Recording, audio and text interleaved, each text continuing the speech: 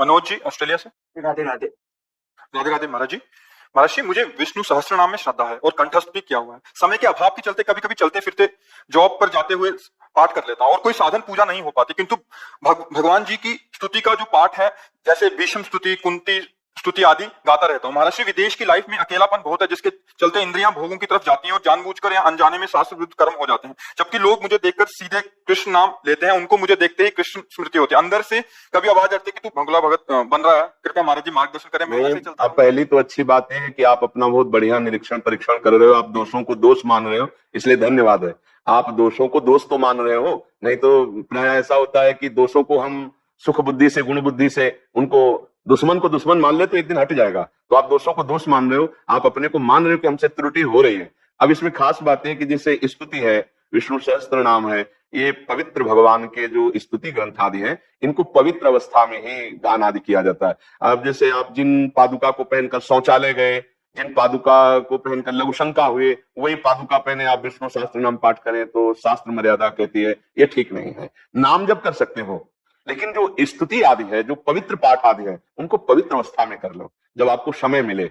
अब या फिर पवित्र वस्त्र और वो पादुका होनी चाहिए जो शौच और बाथरूम में प्रयोग न करे। ऐसा होता है?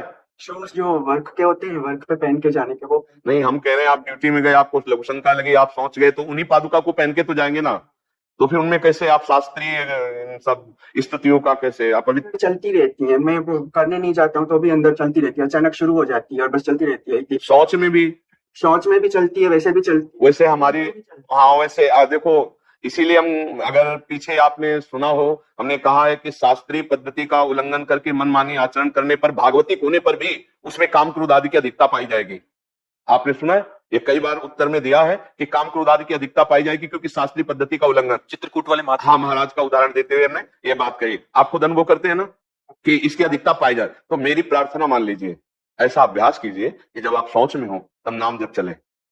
जो नाम प्रिय हो, रामकृष्ण हरि राधा, जो नाम प्रिय हो आपको, उस समय नाम जप कीजिए। और जब पवित्र हो तो आप मन में या उच्च स्वर से आप स्तोत्र गायन करें, आप विष्णु सहस्त्र नाम गायन करें। जब आपको ऐसा आभास हो रहा हो कि मेरे वस्त्र अपवित्र है, मेरी पादुका आदि अपवित्र है जो मैं पहने हुए हूं, उस समय नाम जप कीजिए। भगवान के बड़े मधुर मधुर नाम है, नामों का स्मरण कीजिए। लेकिन जो पवित्र स्तुतियां हैं, पवित्र स्तोत्र है, मुझे लगता है पवित्र अवस्था में किया जाए तो आपको विशेष लाभ मिलेगा। तो चलते फिरते नहीं कर सकते? आप पवित्र हो तो कर सकते हो। मतलब वैसे तो आपके वस्त्र पवित्र हो, आपकी पादुका पवित्र हो। वस्त्र पवित्र होते हैं, स्नान करके ही करता हूँ, बिना स्नान। हाँ, तो आपको जब आभास है कि मैं पवित्र हूँ, पर शूज नहीं होते ना पवित्र, शूज तो आना चाहिए। अब देखो, हम इसीलिए प्रार्थना करते हैं कि अगर हम कहीं बाहर जैसे गए, हम पहले तो लकड़ी की पादुका पहनते थे, जैसे गए तो लघुशंका अगर हम करेंगे तो लकड़ी की पादुका को उतार के नंगे पैर करेंगे, पैर धो के फिर लकड़ी की पादुका पहले, क्योंकि गुरुजी ने कहा था कि जिस पादुका में लघुशंका और शौच हो ना, उसमें मंत्र न जपना। तो मंत्र निरंतर जपने का अभ्यास कर हम उस पादुका को पवित्र रखते हैं। हमें नंगे पैर लघुशंका के पैर धोए फिर पादुका पहन ली। तो देखो, गुरुजनों की आज्ञा और शास्त्र आज्ञा, उसको हम ऐसा अभ्यास बना हुआ है जैसे हम आपसे बात करते हुए जाए और हमें बाथरूम में प्रवेश करना है तो उसकी पादुका अलग है। जो ही हमारा पैर जाएगा तो हमारा मंत्र बंद हो जाएगा। तो हम अगर नई पादुका भी, जैसे यहाँ तो नहीं पहनेंगे, वो ना बाथरूम में जाएंगे ना उससे लघुशंका आदि नहीं करेंगे। और अगर हम उस पादुका में भी पैर जाता तो मंत्र बंद होता है। फिर हम उसको समझाते हैं मन को, नहीं नहीं, ये पवित्र पादुका है, ये लघुशंका सोच में नहीं, तब मंत्र चलेगा।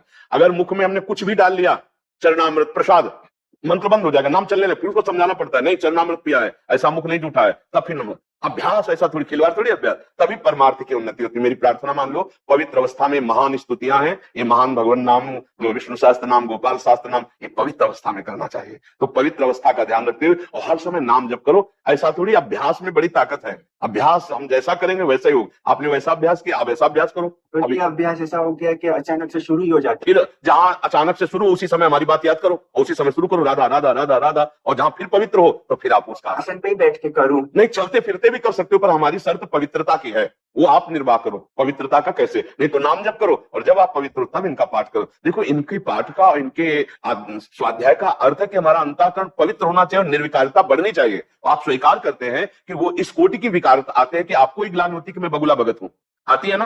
तो ये धन्यवाद है कि आप अपनी कमियों को देख रहे हैं, पर इसके मूल कारण को देखिए कि साधन करते हुए परमार्थ में उन्नति क्यों नहीं हो रही। एक बार हमने कहा था, पंचाक्षरी मंत्र, द्वादशाक्षर मंत्र आदि जो वैदिक मंत्र है, ये लोग जो कीर्तन करते हैं, अपवित्र दशा में जो बोलते हैं, ये उनके लिए बड़ी हानिकारक है। उनकी मानसिक रोगों को बढ़ाएंगे ना कि शांत करेंगे। तो वही बात है, इस बात को समझ, हाँ हमारी बात को, प्रार्थना को माना जाए, क्योंकि आजकल जो होता है सिद्धांतों की धज्जियां उड़ाई जा रही है, वैदिक सिद्धांतों को, भागवतिक सिद्धांतों को मिटाया जा रहा है। जो मन में आवे सो करो, जैसे मन में आवे वैसे करो, क्योंकि अब कोई डांटने वाला नहीं रहा, कोई समझाने वाला नहीं, तो इसलिए स्थिति भी तो नहीं है ना, स्थिति भी तो नहीं है ना। धन्यवाद है आपको कि आप अपनी स्थिति खोल कर रख रहे हैं सामने। ये आप कह सकते हैं मैं बहुत अच्छा हूं, अब हम क्या बोल पाएंगे। अब आपने बताया कि मेरी स्थिति ऐसी, तो प्रमाण मिल रहा है ना कि अपवित्र दशा में साधन करने पर भी आध्यात्मिक उन्नति नहीं हो रही है। इसलिए शास्त्रीय पद्धति से हम तस्मात् शास्त्रम प्रमाणन्ते कार्याकार्यो व्यवस्थितो, भगवान कह रहे हैं कार्य और अकार्य की व्यवस्था शास्त्र पद्धति से रखी गई है। मानसिक एक स्थिति आती है, जो देहातीत स्थिति में पहुंच चुका है, अब वो आगे भी पड़ा है, सोच किए भी है, और वो भगवदाकार, उसमें कोई फर्क नहीं,